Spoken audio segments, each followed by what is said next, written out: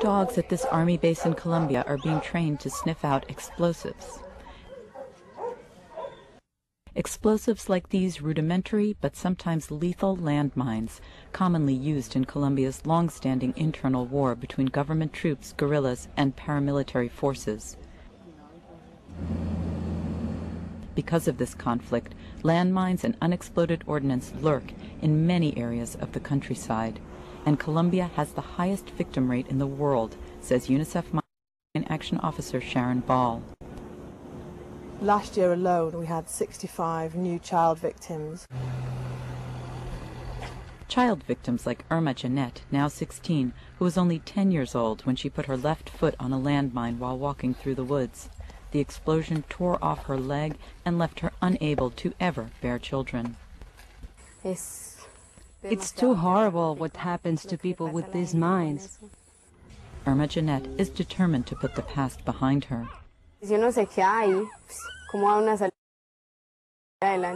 How do you get on with your life if you just keep crying about what happened to you? Having lost 2 years of school because of the accident, she's now resumed her studies.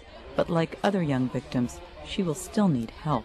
A child victim will need a new prosthesis maybe every 4 months, especially if they're living in a rural area because of wear and tear. And that's a dramatic cost for a family coming from a poor area. In rural areas, where 96% of mine-related accidents take place, young lives suffer a heavy toll even when children are physically unscathed. These kids will likely struggle to complete their schooling. Why? Their father has lost the use of his leg and one eye to a landmine. He's now unable to farm his small plot of land. The impact of accidents like these on local communities is devastating, says mine risk educator Martina Morillo. It's created panic among people here. Making children wise to the dangers of landmines is one way to fight the panic, using songs and games.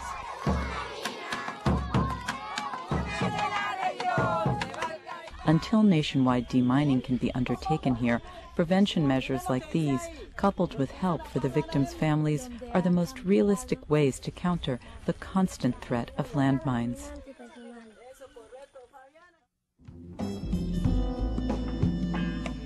This report was prepared by Michele Zaccheo for United Nations Television.